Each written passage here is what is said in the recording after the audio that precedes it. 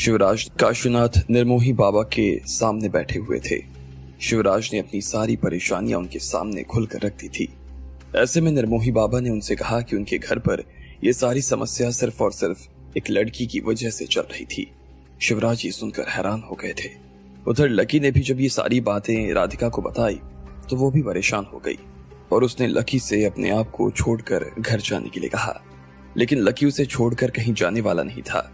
उधर हेलीकॉप्टर में बैठकर शिवराज और काशीनाथ उस लड़की के बारे में सोच ही रहे थे कि तभी शिवराज के मुंह पर राधिका का नाम आ गया। काशीनाथ ने जैसे ही उनके मुंह से राधिका का नाम सुना तो वो हैरान हो गए। नहीं साहब, आप उसका नाम कैसे ले सकते हैं? घर में इतनी सारी महिलाएं हैं, लड़कियां हैं। पहली बात तो ये कि मुझे नहीं लगता कि बाबा जो कह रहे हैं वो ठीक है, लेकिन फिर भी अगर आप मानते हैं कि वो सही कह रहे हैं तो भी मैं ये नहीं मान सकता कि ये सब राधिका की वजह से हो रहा है। काशीनाथ ने हड़बड़ाते हुए कहा, क्यों नहीं मान सकते? घर में इतनी सारी लड़कियां हैं, लेकिन जरा बताओ कि सबसे आखिर में घर आने वाली लड़की कौन है? राधिका ही ना।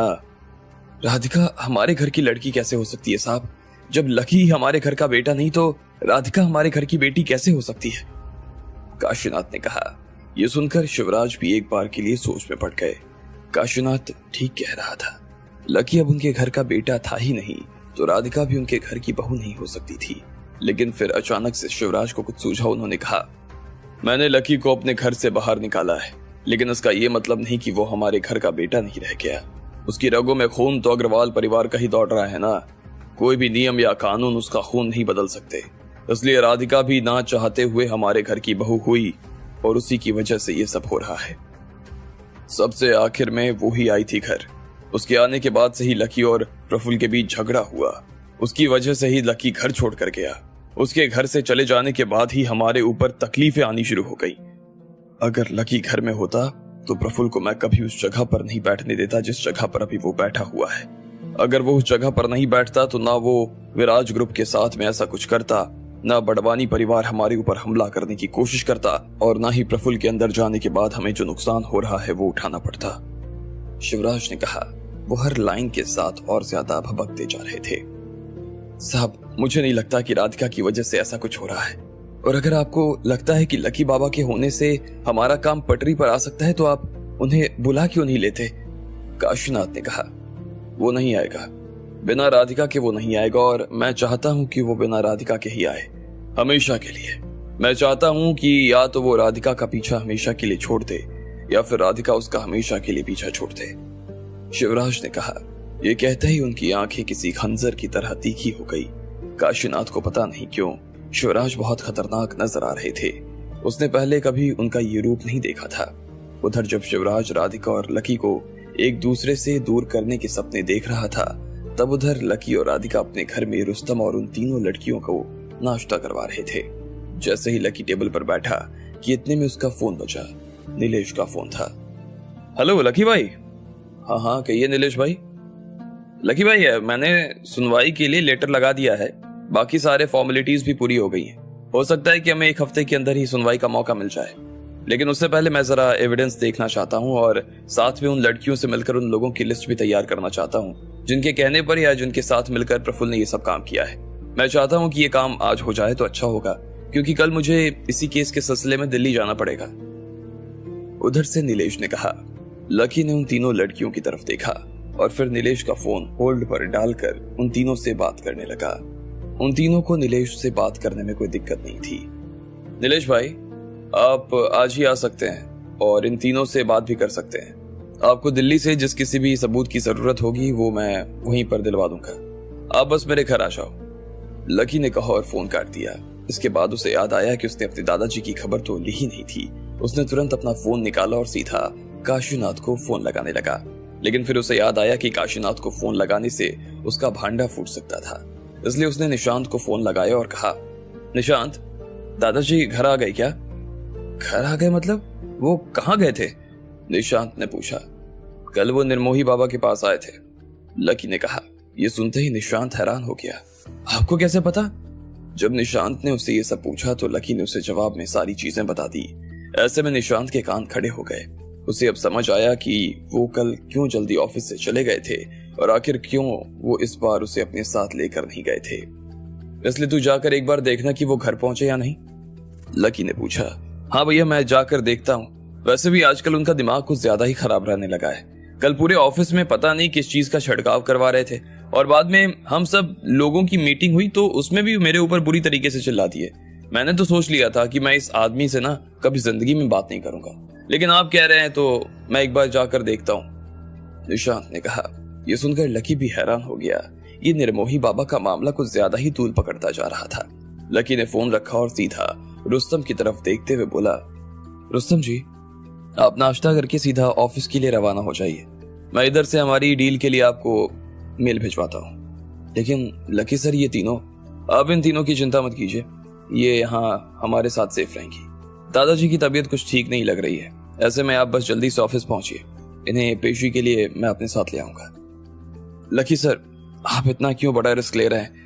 आप इन्हें पेशी के लिए लाएंगे, लोग आपको इनके साथ देखेंगे तो इस चीज का कितना बुरा असर होगा ये आपको भी पता है ना? पता है, लेकिन सच के साथ खड़े रहने में कोई बुराई नहीं है। आप मेरी चिंता मत कीजिए, मैं अपने हिसाब से संभाल लूंगा। आप बस जल्द से जल्द दिल्ली का काम संभाल लीजिए। वैसे भी कल नीलेश वहां एविडेंस लेने के लिए आएगा तो उसको आपकी बड़ी जरूरत लगेगी, लकी ने कहा। रुस्तम ने भी हाँ में अपना सिर हिलाया और जल्दी से नाश्ता खत्म करके वहां से रवाना हो गया। इतने में नीलेश वहां पर आ गया था और उसने लड़कियों से बातचीत करनी शुरू कर दी थी। उन तीनों के साथ जो कुछ भी हुआ था उसके बारे में उन तीनों ने बहुत खुलकर बताना शुरू कर दिया था। नीलेश हर एक बात को लिखता चला जा रहा था और जहां उसे सवाल करने की जरूरत लग रही थी वो उनसे सवाल भी करता जा रहा था। सारे बयानों को दर्ज करने के बाद में बात सिर्फ एक जगह पर आकर अटक गई थी। मैं मानता हूं कि आप जो कह रही हैं वो सही कह रही हैं, मुझे या हम तीनों में से किसी को भी इस बात पर कोई शक नहीं है, लेकिन लकी भाई, एविडेंस, कोर्ट बिना एविडेंस के नहीं चलती है। अगर हम उसके खिलाफ कोई भी सबूत पेश नहीं कर पाए तो हमारे लिए बहुत बड़ी मुश्किल खड़ी हो जाएगी, नीलेश ने कहा। लकी भी उसकी इस बात से इत्तेफाक रखता था और इसलिए वो उन तीनों लड़कियों की तरफ देखने लगा। कोकिल ने सबसे पहले चुप्पी तोड़ते हुए कहा, मैंने जिस हॉस्पिटल में अबॉर्शन करवाया था उसमें बच्चे के पिता के नाम में प्रफुल्ल का ही नाम लिखवाया था, लेकिन ये चीज भी प्रफुल्ल को पता चल गई और उसने मुझे रिपोर्ट देने से मना कर दिया था। और मेरे पास में तो उसकी कॉल डिटेल्स हैं। साथ में उसने वो सब शुरू करने से पहले जिस ग्लास में शराब पी थी उसकी नजर से बचाकर मैंने वो ग्लास उठाकर अपने बैग में डाल लिया था। उस वक्त मुझे लगा था कि उस पर उसके फिंगरप्रिंट के निशान होंगे। वो ग्लास अभी भी मेरे बैग में ही रखा हुआ है। ऐसे में मुझे मालूम नहीं कि ग्लास पर वो निशान होंगे या नहीं, गरिमा ने कहा।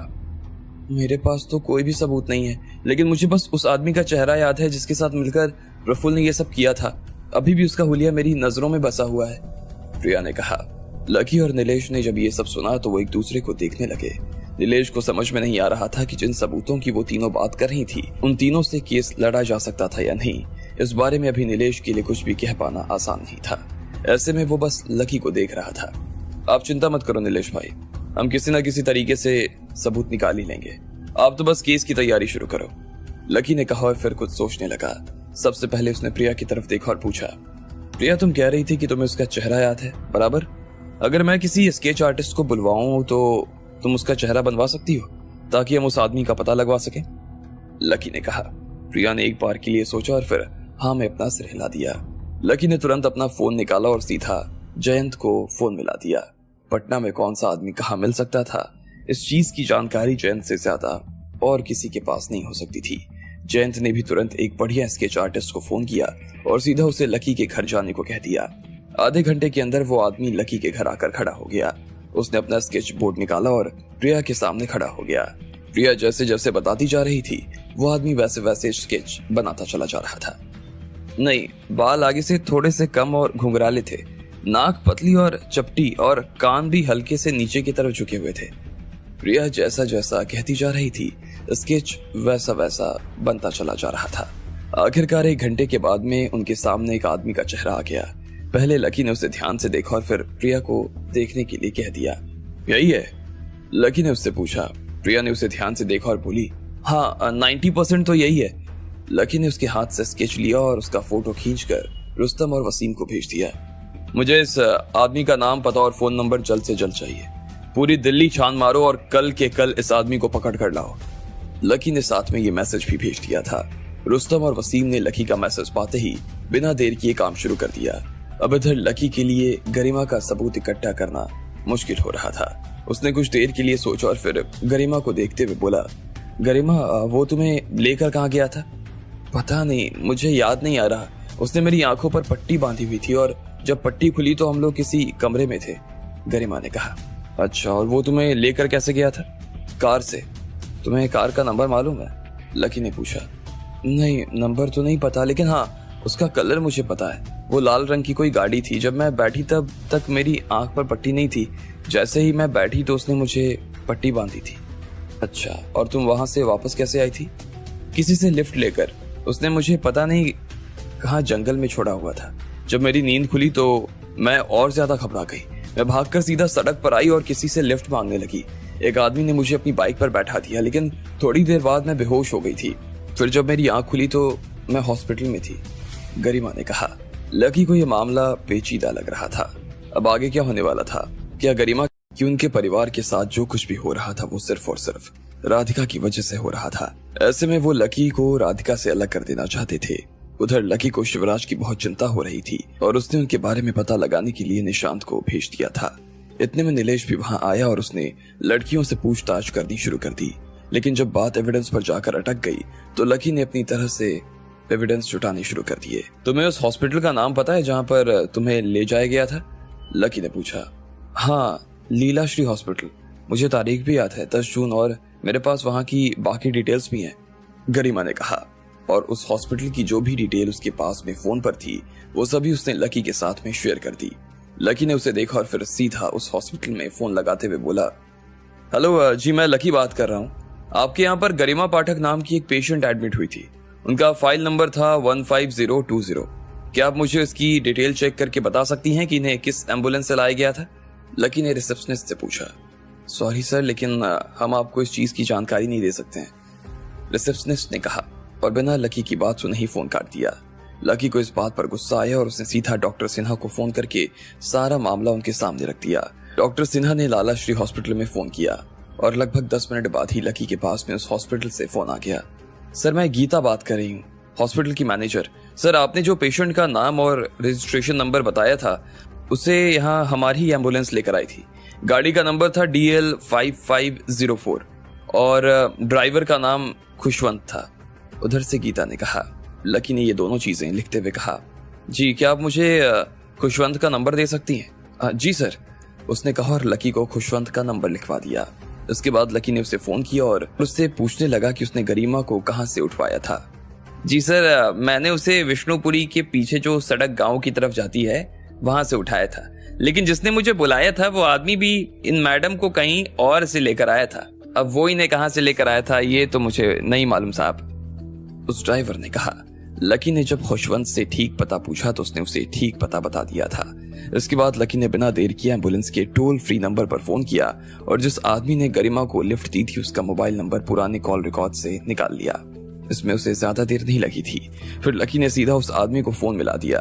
सभी लोग बस यही उम्मीद कर रहे थे कि वो आदमी फोन उठा ले। हेलो, तभी उधर से आवाज आई, जी मैं लकी बात कर रहा हूँ, गरिमा का भाई। अभी कुछ महीने पहले मेरी बहन ने आपसे लिफ्ट मांगी थी और फिर वो बेहोश हो गई थी। उसके बाद आपने एम्बुलेंस बुलवाकर उसे हॉस्पिटल भिजवाया था। क्या आप बता सकते हैं कि आपने उसे कहां से बैठाया था? जी, मैंने उस लड़की को मंगलपुर गांव के पास से लिफ्ट दी थी। उसकी हालत बहुत खराब लग रही थी तो मैंने उसे बैठा लिया था। क्यों, क्या हुआ, कोई बात? जी कुछ नहीं, शुक्रिया। लकी ने फोन रख दिया और फिर सोचने लगा। इस वक्त उसका दिमाग किसी कंप्यूटर से भी तेज भाग रहा था। सब लोग उसे ऐसे देख रहे थे जैसे उनके सामने कोई अजूबा बैठा हुआ था। लकी ने सोचते हुए चलना शुरू कर दिया। फिर अचानक से उसे ना जाने क्या सूझा और उसने शिवेंद्र को फोन लगाते हुए कहा, हेलो शिवेंद्र जी, मैं दिल्ली से मंगलपुर के बीच में जितने भी टोल नाके आते हैं उनका CCTV फुटेज निकलवाना चाहता हूँ। डेट 9 जून की है और टाइम रात से लगातार सुबह के बीच का होगा। ये बहुत जरूरी है, आप जल्द से जल्द वहां किसी को थाने में फोन लगाकर मुझे ये जानकारी भिजवा दीजिए और देखना अगर उसमें कोई लाल रंग की गाड़ी है तो मुझे सिर्फ उसी की डिटेल भिजवाना। लकी ने कहा और फोन काट दिया। कमाल कर रहे हो लकी भाई, आपको डॉक्टर नहीं वकील होना चाहिए था। जो काम मुझे करना चाहिए था वो आप कर रहे हो। अगर डिग्री की जरूरत नहीं होती तो मैं भी बन सकता था, तुम चिंता मत करो। प्रफुल्ल ने कितनी भी चालाकी की हो लेकिन वो इतनी आसानी से बच नहीं पाएगा, लकी ने कहा और गरिमा की तरफ देखने लगा। गरिमा की आंखें लकी के मुंह से भाई शब्द सुनकर पहले ही नम हो गई थी।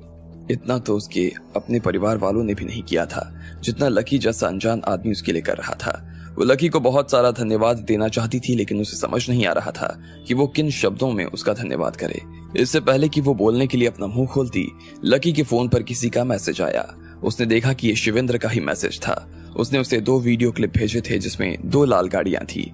उनमें से एक बड़ी थी और दूसरी छोटी। लकी ने दोनों गाड़ियों का वीडियो गरिमा को दिखाया और उसने देखते ही पहचान लिया कि उसे किस गाड़ी में बैठाया गया था। ये छोटी वाली यही गाड़ी थी जिसमें वो मुझे लेकर गया था। पक्का है? लकी ने कंफर्म किया। हाँ 100%, गरिमा ने कहा।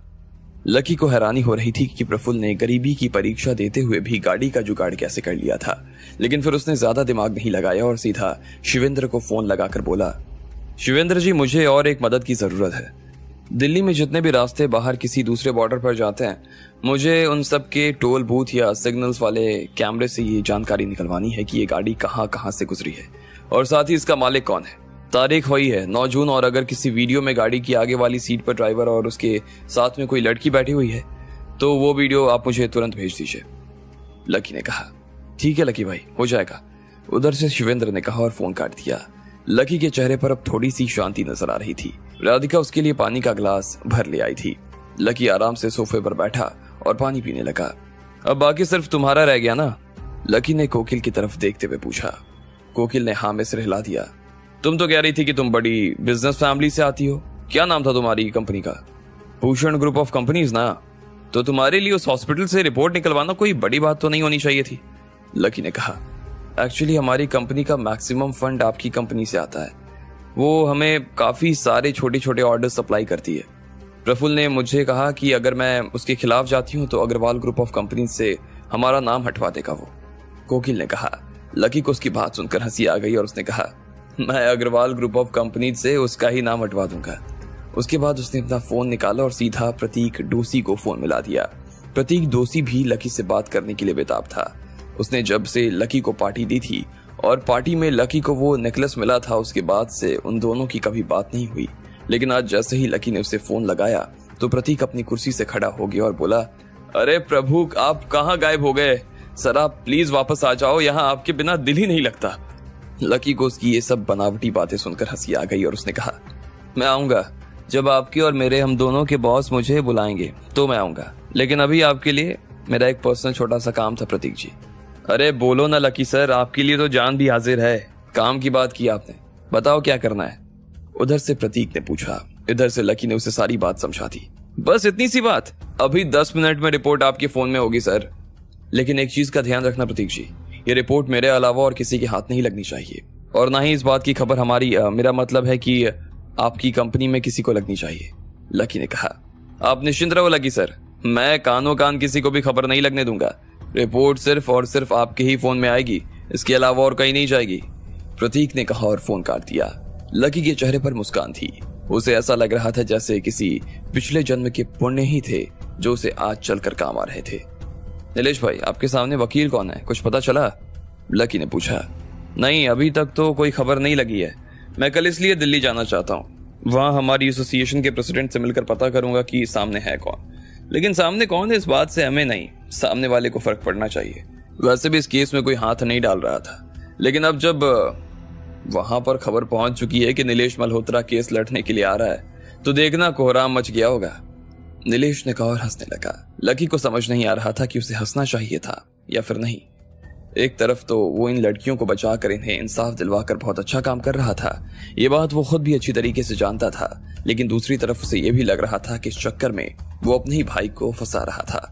हालांकि उसने जो किया था वो गलत किया था और उसे इस चीज की सजा तो मिलनी ही चाहिए थी, लेकिन फिर भी लकी इस चीज का जरिया नहीं बनना चाहता था। मगर अब जब उसके पास में कोई चारा नहीं रह गया तो ये कड़वा घूंट पीने की उसने ठान ही ली थी। वो तो बस यही सोच सोच कर परेशान हो रहा था कि जब वो और प्रफुल्ल इतने वक्त बाद कोर्ट में एक दूसरे के आमने सामने आते तो क्या होने वाला था। जब अग्रवाल परिवार देखता कि लकी उन लड़कियों के साथ खड़ा है तो क्या होने वाला था। लकी ये सब सोचते हुए राधिका की तरफ देख रहा था। वो लकी की चिंता को समझ रही थी और बदले में बस मुस्कुराते हुए उसे देख रही थी। लकी जितनी उन लड़कियों की मदद कर रहा था, राधिका को उस पर उतना ही प्यार आ रहा था। लेकिन इस बीच लकी के पास मैसेज आया और उसका ध्यान टूट गया। फिर से ये मैसेज शिवेंद्र का ही था। लकी ने उसे खोलकर देखा तो उसमें एक वीडियो था जिसमें प्रफुल्ल गाड़ी चलाता हुआ नजर आ रहा था और साथ में एक लड़की भी बैठी थी। उसने नीले रंग की ड्रेस पहनी हुई थी और उसकी आंखों पर पट्टी बंधी हुई थी जो कि साफ साफ दिखाई पड़ रहा था। यही हो ना तुम? लकी ने सबसे पहले वो वीडियो गरिमा को दिखाते हुए कहा। गरिमा ने उसे देखते ही हाँ में अपना सिर हिलाना शुरू कर दिया। ठीक है, तो मुझे लगता है कि हमें इस ड्रेस और इस पट्टी की जरूरत कोर्ट में पड़ने वाली है। क्या तुम्हारे पास ये दोनों चीजें हैं? लकी ने पूछा और नीलेश की तरफ देखने लगा। लकी का अंदाजा सही था, कोर्ट में सच में इन दोनों चीजों की जरूरत लगने वाली थी। हाँ है, ये दोनों चीजें मेरे घर पर रखी हुई हैं। बहुत बढ़िया, तुम अपने घर का पता दो और वहां पर किसी को बोल दो कि उस ग्लास के साथ में ये दोनों चीजें पैक करवा दें और ध्यान रहे कि उस पर उंगलियों के निशान ना लगे। छूने से पहले उन्हें ग्लव्स पहनने के लिए कह देना। मैं वहां से ये दोनों चीजें उठवा लूंगा। लकी ने कहा और अपना फोन एक कोने में रख दिया। गरिमा ने एक पन्ने पर अपना पता लिखना शुरू कर दिया था। लकी को जैसे ही पता मिला तो उसने वीडियो के साथ उसे गर्वित और प्रीतम को भेज दिया। इसके बाद उसने उन्हें फोन लगाते हुए कहा, मैं कुछ दिनों बाद दिल्ली आ रहा हूँ। तुम दोनों से मिल पाऊंगा या नहीं पता नहीं, लेकिन इस बीच मैं चाहता हूँ कि तुम दोनों ये ड्रेस और ये पट्टी इस एड्रेस से उठा लो। इसी बहाने हमारी मुलाकात भी हो जाएगी। ठीक है भाई, अभी करते हैं, उधर से गर्वित ने कहा और फोन काट दिया। लकी अपनी जगह से खड़ा हुआ और खिड़की के पास पहुंच गया। उसे ऐसा लग रहा था कि वो दिल्ली जाए बिना भी दिल्ली पहुंच चुका था। एक अजीब सा एहसास उसे हो रहा था। उसे खुद भी समझ नहीं आ रहा था कि वो सही कर रहा था या गलत। उसे हल्की सी घबराहट हो रही थी जिसकी वजह से उसे डर भी लग रहा था और मजा भी आ रहा था। अब आगे क्या होने वाला था? क्या लकी सही सलामत इन लड़कियों को लेकर पेशी पर पहुंच पाएगा? और क्या होगा जब वो फिर से इस रूप में अग्रवाल परिवार के सामने आकर खड़ा हो जाएगा? आपको क्या लगता है, क्या होंगे इन सभी सवालों के जवाब? कमेंट बॉक्स में कमेंट कर। ने गरिमा, प्रिया और कोकिला के लिए सबूत इकट्ठा करना शुरू कर दिया था। उसने दिल्ली में अपने जितने भी जानकार थे उन सभी को काम पर लगा दिया था। गर्वित, प्रीतम, रुस्तम, वसीम और शिवेंद्र, ये सारे लोग लकी के काम में उसकी मदद कर रहे थे।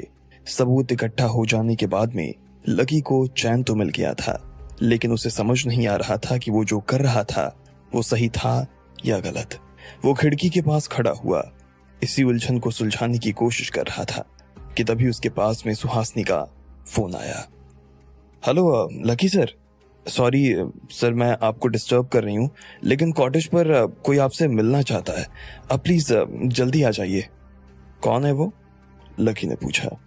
सर, मुझे अपना नाम नहीं बता रहा, लेकिन कह रहा है कि आपसे कुछ जरूरी बात करनी है उसे। आप एक बार खुद आकर एक बार देख लेते तो सही रहता, सुहासिनी ने कहा और लकी के जवाब का इंतजार करने लगी। ठीक है, चलो मैं आता हूँ, लकी ने कहा और फिर राधिका की तरफ देखते हुए बोला, राधिका, मैं कॉटेज के लिए निकल रहा हूँ, तुम जरा इन लोगों का ध्यान रखना। बाकी नीलेश जी, कल आप जब भी दिल्ली पहुंच जाएं तो मुझे खबर कर दीजिएगा। आपको किसी भी चीज की जरूरत लगे तो मुझे बताइएगा, मैं अरेंज करवा दूंगा, लकी ने कहा और मुस्कुराते हुए कॉटेज के लिए निकल गया। थोड़ी ही देर बाद में लकी की गाड़ी कॉटेज के सामने आकर खड़ी हो गई थी। उसने देखा कि वहां किसी की गाड़ी नहीं खड़ी थी। सुहासिनी ने उससे कहा था कि कोई उससे मिलने आया था, लेकिन जब लकी ने देखा कि पार्किंग तो खाली है तो उसे कुछ अजीब सा लगा। ना जाने क्यों वो अपने दिमाग में यही सोचकर आया था कि उससे मिलने कोई बड़ा आदमी ही आया होगा। लकी ने गाड़ी पार्किंग में लगाई और सीधा कॉटेज के अंदर चला गया। लकी सर, अच्छा हुआ आप आ गए, मैं आपका कब से इंतजार कर रही थी, सुहासिनी ने कहा और सीधा उसे अपने केबिन के पास ले गई। वहां स्टूल पर एक बूढ़ा सा आदमी बैठा हुआ था। उसके हाथ में उसकी पतली सी छड़ी थी। उसने धोती और कुर्ता पहन रखा था और साथ में एक गमछा भी ओढ़ा हुआ था। वो कब से लकी की कुर्सी की तरफ देखे चले जा रहा था। सर, यही है वो जो आपसे मिलना चाहते हैं। लकी ने एक बार के लिए उस आदमी को देखा और फिर सुहासिनी की तरफ देखते हुए बोला, कोई पेशेंट है क्या? नहीं सर, मैंने पूछा इनसे कि आपको इलाज करवाना है क्या, हमारे पास और भी डॉक्टर्स हैं, वो आपका इलाज अच्छी तरीके से कर सकते हैं, लेकिन इन्होंने तो कहा कि इन्हें सिर्फ आपसे ही मिलना है। और अजीब बात तो ये है सर कि इन्हें आपका नाम ही नहीं मालूम है। मैंने पूछा कि किससे मिलना है तो कहने लगे कि मालिक से मिलना है, लेकिन आपका नाम नहीं बता पाए। फिर उन्होंने आपकी फोटो दिखाई तो मैंने आपको फोन किया, सुहासिनी ने कहा। लकी के माथे पर सलवटें आ गई थी। आखिर ये कौन था और उससे चाहता क्या था? इतने में लकी की नजर मेडिकल स्टोर पर पड़ी। हर दिन की तरह आज वहां ललित सिंह नजर नहीं आ रहे थे। ललित अंकल कहाँ चले गए? पता नहीं सर, बता कर नहीं गए। कल रात को तो बोल रहे थे कि मैं कल नहीं आ पाऊंगा, मुझे कुछ काम से जाना है, हो सकता है शाम तक आ जाएं। ठीक है, तुम काउंटर संभालो, मैं इन्हें जरा देख कर आता हूँ, लकी ने कहा और सीधा अपने केबिन में चला गया। कहिए बाबूजी, मैं ही मालिक हूँ, क्या काम था आपको मुझसे? लकी ने कहा और जैसे ही अपनी कुर्सी पर बैठकर उसने उस आदमी का चेहरा देखा, उसे बहुत बड़ा झटका लगा। वो जैसे ही बैठा वैसे के वैसे खड़ा हो गया और हैरान होते हुए बोला, आप यहाँ क्या कर रहे हैं? लकी उस चेहरे को अच्छी तरीके से पहचान गया था। भले ही वो बहुत लंबे अरसे के बाद में उस आदमी से मिल रहा था, लेकिन फिर भी वो उसे भूला नहीं था। वो बूढ़ा आदमी कोई और नहीं बल्कि वही आदमी था जो लकी को राव परिवार का वारिस बताया करता था। लकी को लगा था कि उसने उससे पीछा छुड़वा लिया है, लेकिन वो फिर से उसके सामने आकर खड़ा हो गया था। बेटा कृष्णा, मैं तुम्हें कब से ढूंढ रहा था, पूरे पटना में खोजबीन की, तुम कहीं मिले ही नहीं। बहुत जगह धक्के खाने के बाद आज तू मुझे यहाँ मिला। बेटा तुम ठीक तो हो ना? उस बूढ़े ने कहा और लकी का माथा छूने के लिए उसके पास आने लगा, लेकिन इतने में लकी ने अपना सिर उससे दूर कर लिया। वो आदमी को देखते ही झेंप गया था। फिर जैसे ही उसका हाथ लकी के सिर पर आया तो उसने बड़े सम्मान के साथ उसका हाथ अपने सिर से हटाते हुए कहा, बाबा मैं आपको कितनी बार समझा चुका हूँ, आप गलत आदमी का पीछा कर रहे हो। पहले तो आप मुझे ये बताओ कि आपको यहाँ का पता किसने दिया? लकी ने सीधा सवाल किया। वो जानना चाहता था कि आखिर वो कौन था जो इस बूढ़े के कान भर रहा था। बेटा वो मैं गांव वालों से पूछताछ करता रहता हूँ ना, तुम्हें जगह जगह ढूंढता रहता हूँ। तो एक दिन कुछ लोग मोबाइल पर कोई वीडियो देख रहे थे, उसमें मुझे तुम भी दिखाई दिए। फिर मैंने उनसे पूछा कि ये आदमी कौन है और रहता कहाँ है, तो उन्होंने मुझे तुम्हारा पता बता दिया। बेटा घर चलो, तेरी माँ तेरा बहुत इंतजार कर रही है बेटा, उस बूढ़े ने कहा और अपने हाथ जोड़ लिए। लकी अंदर ही अंदर उस आदमी से चिढ़ चुका था, लेकिन फिर भी वो अपना गुस्सा उस पर नहीं निकालना चाहता था, इसलिए उसने बहुत ही शांति से उसे समझाते हुए कहा, बाबा मैं सच में वो नहीं हूं जिसकी आपको तलाश है। अगर आप उसके बारे में कोई जानकारी दें तो मैं आपको उस आदमी को ढूंढने में मदद कर सकता हूं। बेटा कोई खुद को कैसे ढूंढ सकता है, तुम भी ना, उस बूढ़े ने कहा और फिर मुस्कुरा दिया। उसे लग रहा था कि उसका कृष्णा जो बचपन में खो गया था वो बड़ा होने के बाद भी बच्चा ही था, लेकिन लकी को उसकी मुस्कान से और ज्यादा दिक्कत हो गई। अब की बार उसने अपने आप को रोका नहीं और कहा, देखिए आपको कुछ इलाज करवाना हो तो कहिए, मेरे पास में बेकार का टाइम नहीं है, बाकी लोग अपनी बारी का इंतजार कर रहे हैं। बाबा बेटा तुम मिल गए, मेरी तो तबीयत ही मस्त हो गई। अब मुझे किसी चीज के इलाज की जरूरत नहीं है, तुम बस मेरे साथ चलो, घर पर सब, उस आदमी ने कहा और अपनी जगह से उठकर लकी का हाथ पकड़कर उसे कुर्सी से उठाने की कोशिश करने लगा। हल्की सी खींचातानी के बाद में आखिरकार लकी ने उससे अपना हाथ झटक कर छुड़वाया और बोला, बाबा प्लीज आप मुझे परेशान मत करो, जाओ यहाँ से, चले जाओ, वरना मुझे मजबूरन आपको यहाँ से बाहर करवाना पड़ेगा। जैसे ही लकी ने ये कहा तो इतने में उस बूढ़े की आंखें सन्न रह गई। वो एक टक बस लकी को ही घूरते हुए देखे जा रहा था। लकी ने जैसे अपनी जुबान से उसके ऊपर बिजली सी गिरा दी थी। जब इतना सुनने के बाद भी वो अपनी जगह से नहीं हिला तो लकी ने दरवाजे की तरफ देखते हुए आवाज लगाई, सुहासनी, सुहासनी। हाँ जी लकी सर। इतने में सुहासनी उसके सामने आकर खड़ी हो गई। इन्हें प्लीज यहां से लेकर जाओ बाहर, और बाबा मेरी आपसे हाथ जोड़कर गुजारिश है, आज के बाद आप यहाँ कभी मत आना। लकी ने कहा और अपने हाथ जोड़ लिए। सुहासनी को कुछ समझ में नहीं आ रहा था कि लकी को इतना गुस्सा क्यों आ रहा था। उसने बस उस बूढ़े का हाथ पकड़ा और उसे घसीट कर ले जाने लगी। वो जितना कमजोर नजर आ रहा था उतना कमजोर था नहीं। सुहासनी ने अपनी पूरी जान लगा दी थी और वो जैसे तैसे उसे बाहर ले आई थी। हालांकि वो लकी से जाते हुए कुछ नहीं कह रहा था, लेकिन फिर भी वो जिस तरह से लकी को देखता जा रहा था उसे बड़ी घबराहट हो रही थी। उधर जब लकी के कॉटेज में ये सब हो रहा था तो अगले दिन प्रफुल्ल के पिता भी प्रफुल्ल ने जो कहा था वो करने के लिए सीधा वकीलों के एसोसिएशन के प्रेसिडेंट राम जिलानी से मिलने चला गया था। राम जिलानी ने उन्हें अपने ऑफिस पर बुलाया था, लेकिन कमल किसी के नजरों में नहीं आना चाहता था, इसलिए उसने राम जिलानी से उसके घर पर ही मिलना ठीक समझा। वो दोनों अपने ड्राइंग रूम में बैठे हुए थे और कमल ने चाय का कप नीचे रखते हुए राम जिलानी से कहा, देखो राम, मैं सीधा पॉइंट पर आता हूँ। प्रफुल्ल हमारे घर का वारिस है, उसके अलावा इतने बड़े एम्पायर को कोई संभाल नहीं सकता है। हाँ, हम उसके साथ खड़े रह सकते हैं, लेकिन उसे चलाने के लिए हमें प्रफुल्ल के कंधों की जरूरत है। ऐसे में इस तरह की उम्र में उसके ऊपर अगर इल्जाम लगने शुरू हो जाएंगे तो ना सिर्फ उसका कॉन्फिडेंस खत्म हो जाएगा बल्कि हमारे परिवार की इमेज भी खराब हो जाएगी। तुम्हें तो पता ही है पहले ही हमारा कितना नुकसान हो चुका है। हम लोग उसकी बेल करवाने की पूरी कोशिश कर रहे हैं। हम उन लड़कियों के परिवार से भी बात कर रहे हैं कि वो केस वापस ले लें। बस तुम्हें इस बात का ध्यान रखना होगा कि तुम्हारी एसोसिएशन का कोई भी वकील इस केस में अपने हाथ न डाले। अरे इसमें कहने की कोई बात नहीं है कमल जी। अग्रवाल परिवार के खिलाफ जाने की किसी की हिम्मत नहीं है और ना ही कोई उस केस में हाथ डालना चाहता है। सबको पता है कि पहले जिस वकील ने केस हाथ में लिया था उसके साथ क्या हुआ था। अपनी जिंदगी सबको प्यारी है, इसलिए डोंट वरी। वैसे तो आपको ये कहने की भी जरूरत नहीं है, लेकिन फिर भी आपने कहा है तो मैं इस चीज का पूरा ध्यान रखूंगा, राम जिलानी ने कहा और कमल की तरफ देखकर मुस्कुराने लगा। दोनों चाय पी ही रहे थे कि तभी राम के घर की घंटी बजी। कमल उस घंटी को सुनते ही सकपका गया और राम की तरफ देखने लगा। इस वक्त कौन हो सकता है? राम को भी डाउट हुआ और वो खुद दरवाजा खोलने के लिए बाहर चला गया। जैसे ही उसने दरवाजा खोला तो उसे सामने से आवाज आई, ओ मेरी जान, क्या हाल है तेरे? ये एक आदमी की आवाज थी और इतना कहते ही वो उसके गले लग गया। राम अभी भी उसकी शक्ल ठीक से देख नहीं पाया था। इतने में जैसे ही उस आदमी ने उसे छोड़ा तो राम ने देखा कि ये उसका पुराना दोस्त नीलेश मल्होत्रा है। नीलेश, तू यहाँ क्या कर रहा है? और ये? राम ने सीधा नीलेश के पैरों की तरफ देखा और अपना मुंह अपने हाथ से ढक लिया। वो और नीलेश जिगरी दोस्त थे। दोनों ने साथ में लॉ किया था और फिर प्रैक्टिस की वजह से अलग हो गए थे। बीच में मिलना जुलना होता था, लेकिन नीलेश के पैरों की हालत खराब हो जाने की वजह से अब उन दोनों की ज्यादा मुलाकातें नहीं होती थी। अरे सारी बातें यहीं सुन लेगा या फिर अंदर बुलाएगा भी? तेरा दोस्त खुद चलकर तेरे पास इतनी दूर आया है और तूने उसे दरवाजे पर खड़ा किया हुआ है, नीलेश ने मजाकिया अंदाज में कहा। राम भी हंसते हुए उसे सीधा ड्राइंग रूम में ले आया।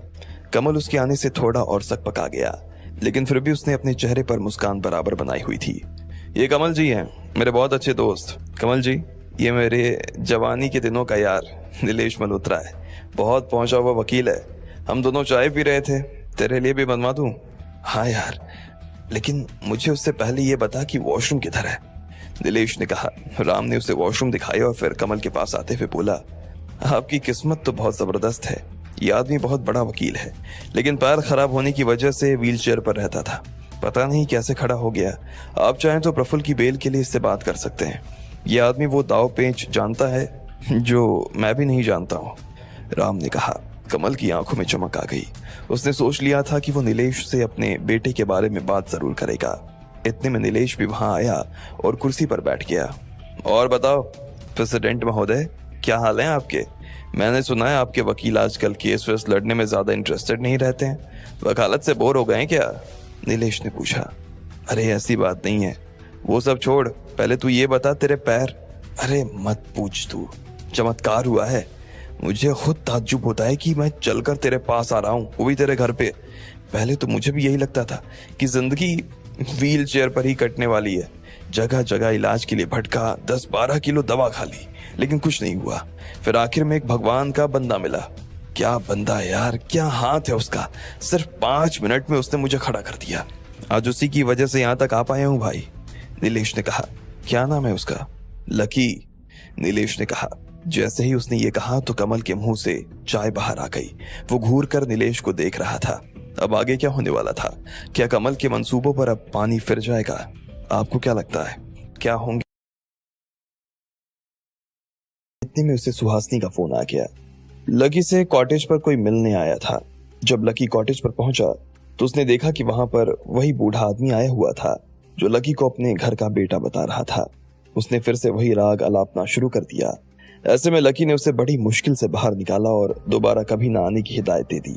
इधर जब कमल और राम जिलानी भी राम के घर पर बैठे हुए थे तब नीलेश वहां पहुंचा और लकी के बारे में बात करने लगा। लकी। जैसे ही नीलेश के मुंह से लकी का नाम निकला तो कमल भी अपने आप को रोक नहीं पाया और उसकी जुबान पर भी लकी का नाम आ गया। हाँ हाँ लकी, आप जानते हैं उन्हें? नीलेश ने अचानक से कमल में दिलचस्पी दिखाते हुए कहा। राम को कुछ भी समझ नहीं आ रहा था। उसे यह भी नहीं पता था कि ये आखिर लकी कौन था और न ही उसे ये पता था कि लकी और अग्रवाल परिवार का रिश्ता क्या था। जी जी नहीं, मैं तो पहली बार सुन रहा हूँ, कमल ने कहा और मुंह के आसपास लगी चाय साफ करने लगा। अरे भाई साहब, फिर तो आपको उसे जानना चाहिए, और सिर्फ आपको ही नहीं, मैं तो मानता हूँ कि सब लोगों को उसे जानना चाहिए। बड़ा प्यारा बंदा है, इतना हुनर है उसके हाथ में, लेकिन पैर हमेशा जमीन पर ही टिके रहते हैं। कभी आपको महसूस नहीं होने देगा कि वो आपसे कितना बड़ा है। उसकी वजह से आज मैं अपने पैरों पर खड़ा हूँ और यहाँ तक आया हूँ। नीलेश ने अपना चाय का कप उठाते हुए कहा। भाई, सच में तुझे इस हाल में देखकर काफी खुशी हुई। हमने तो कभी सोचा भी नहीं था कि नीलेश अपने पैरों पर, लेकिन वो कहते हैं ना, भगवान सबकी सुनता है, राम ने कहा और इतने में कमल को इशारा कर दिया कि वो नीलेश से अपनी बात कर ले। लेकिन कमल ना जाने क्यों झिझक रहा था। ऐसे में राम ने खुद ही बात को आगे बढ़ाते हुए कहा, वैसे आज तेरा यहाँ कैसे आना हुआ? पैर ठीक हुए हैं तो माता के दर्शन करने जा रहा है या पहाड़ों में घूम कर आने का प्रोग्राम है? अरे नहीं यार, दोनों ही जवाब गलत है। मुझे तो बड़े दिनों के बाद कोर्ट में खड़े होने का मौका मिलने वाला है, उस वजह से यहाँ आया हूँ। कोर्ट में खड़े होने का मौका? राम ने हैरान होते हुए पूछा। ओ हाँ, एक बड़ा ही खतरनाक केस है। तू तो जानता ही होगा अपना अग्रवाल परिवार, अग्रवाल ग्रुप ऑफ कंपनीज वाले। उनके लड़के प्रफुल्ल अग्रवाल के ऊपर 3 लड़कियों ने रेप के चार्जेस लगाए हैं। उन्हीं की सुनवाई के लिए यहाँ आया था, सोचा रास्ते में तुझसे भी मिलता चलूं। नीलेश ने जैसे ही ये कहा तो कमल को ऐसा लगा कि उसके कानों में कोई धमाका हो गया हो। वो बाहर से कुछ दिखा नहीं रहा था, लेकिन अंदर से उसकी हालत कितनी खराब हो गई थी, इस बात का अंदाजा सिर्फ उसी को था। राम भी उसके मुंह से ये सुनते ही कमल की तरफ देखने लगा। इतने में नीलेश ने दोनों का ध्यान अपनी तरफ लेते हुए कहा, बेचारी, इतनी छोटी छोटी बच्चियों के साथ में इतने बड़े घर का लड़का ऐसा कैसे कर सकता है? मुझे तो कुछ समझ ही में नहीं आता। अग्रवाल परिवार तो जाना ही अपने विश्वास के लिए जाता है, और उनकी ही औलादें ऐसे निकल गई। उसने जो हरकत की है ना, अगर मैं तुम्हें बताऊं तो शर्म के मारे ना कान बंद कर लोगे। आदमी है कि दरिंदा समझ में नहीं आता, और उससे भी ज्यादा मक्कार तो तुम्हारे दिल्ली के वकील हैं। एक भी आदमी अग्रवाल परिवार का नाम सुनकर केस में हाथ डालने को राजी नहीं हो रहा है। जो देखो वो बिदक रहा है। वो तो भला हो उस आदमी का, पता नहीं क्या नाम है उसका, जो उन लड़कियों को अपने साथ सही सलामत पटना ले आया, वरना प्रफुल्ल तो उन लड़कियों को जिंदा जमीन में गड़वा देता। नीलेश ने कहा और चाय की घूंट पीने लगा। यह सब सुनने के बाद तो कमल के गले में सांस अटक ही गई थी। नीलेश के चुप हो जाने के बाद वो उसे बाहर निकाल पाता कि इतने में राम ने पूछा, तो तुझे ये तीनों लड़कियां कहाँ मिल गईं? लकी भाई के घर। वो आदमी उन्हें सीधा लेकर वहीं आया। लकी भाई ने मुझे फोन करके बुलाया और फिर सारी कहानी बताई। मैंने जैसे ही सारी कहानी सुनी तो तुरंत केस लड़ने के लिए हाँ कर दिया। एक तो लकी भाई का केस, और ऊपर से इतना हाई प्रोफाइल, मना करने का कोई चांस ही नहीं था। फिर हम दोनों मिलकर सारे एविडेंस इकट्ठा करने लगे। लगभग सब कुछ हमारे हाथ में आ चुका है भाई। उसके बाप के पास कितना भी पैसा हो, लेकिन वो अपने बेटे को बचा नहीं पाएगा। नीलेश ने कहा और अपनी चाय पूरी खत्म कर दी। राम, जिलानी और कमल दोनों के होश उड़ गए। कमल ने इस बीच अपना कप रखा और कहा, ठीक है भाई, मैं चलता हूं। वो खड़ा हुआ और बिना नीलेश से कुछ कहे वहां से निकल गया। राम की भी अब हिम्मत नहीं हो रही थी कि वो उसे रोके। ये था कौन? नीलेश ने पूछा, लेकिन राम ने उसकी बात का कोई जवाब नहीं दिया। वो बस कमल को जाते हुए देख रहा था। थोड़ी ही देर बाद में कमल अपनी गाड़ी में बैठा हुआ जोर जोर से चिल्ला रहा था। गुस्से से उसका मुंह लाल हो गया और सड़क खाली होने के बाद भी वो बार बार हॉर्न बजाए जा रहा था। उसकी हालत देखकर ऐसा लग रहा था जैसे उसे किसी पागल कुत्ते ने काट लिया था। उसे समझ नहीं आ रहा था कि उसकी किस्मत इतनी खराब कैसे हो सकती थी। लकी घर में ना होते हुए भी प्रफुल्ल का जीना हराम करने में कोई कसर बाकी नहीं छोड़ रहा था। कमल के मन में ये बात पूरी तरीके से घर कर गई थी कि ये सिर्फ और सिर्फ लकी की वजह से हो रहा था, और वो ये सब अपने घर वालों को बताने के लिए बेचैन हुए जा रहा था। वो फ्लाइट में बैठा और अपने घर के लिए रवाना हो गया। इधर लकी भी कॉटेज में इन सब बातों से अनजान बैठा मरीजों को देख रहा था। उसके आने की वजह से आज कॉटेज पर ज्यादा भीड़ आई थी। हालांकि वो मरीजों का इलाज तो कर रहा था, लेकिन उसका ध्यान अभी भी उसी केस पर टिका हुआ था। नीलेश से उसकी पहुंचने के बाद बात हो गई थी। गर्वित और प्रीतम भी गरिमा के घर से उसकी ड्रेस लेकर आ चुके थे। प्रत्येक डोसी ने भी रिपोर्ट निकलवा ली थी, लेकिन अभी तक वो आदमी पकड़ा नहीं गया था जिसका लकी ने स्केच बनवाया था। रुस्तम और वसीम ने अपने सारे लोगों को उसके पीछे लगाया हुआ था, लेकिन अभी तक उसकी कोई खबर नहीं मिल पा रही थी। ऐसे में लकी को चिंता हो रही थी। अगर कोर्ट में प्रिया का इल्जाम साबित नहीं हो पाता तो ये प्रिया के लिए बड़ी परेशानी की बात हो सकती थी।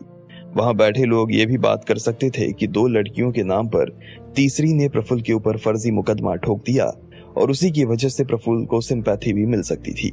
लकी किसी भी हाल में उसे सिंपैथी नहीं दिलवाना चाहता था, इसलिए उसने फिर से रुस्तम को फोन किया और पूछा, रुस्तम जी, उस आदमी का कोई अपडेट?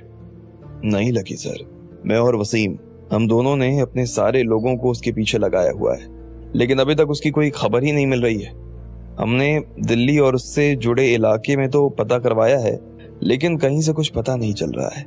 अभी मैंने लड़कों को आगे भेजा हुआ है, जैसे ही कुछ खबर मिलती है तो मैं आपको बताता हूँ सर, रुस्तम ने कहा। लकी ने फोन रख दिया और फिर उस आदमी का चेहरा ध्यान से देखने लगा।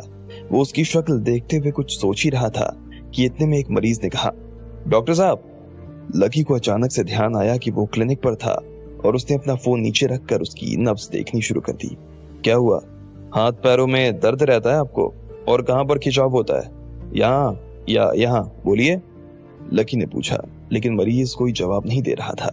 लकी उसकी धड़कन की जांच कर रहा था कि इतने में उस आदमी ने लकी की तरफ देखा और कहा, डॉक्टर साहब, आप इस आदमी को ढूंढ रहे हैं क्या? लकी ने जैसे ही उसके मुंह से यह सुना तो उसकी आंखें पैनी हो गई। उसने अपने फोन की तरफ देखा।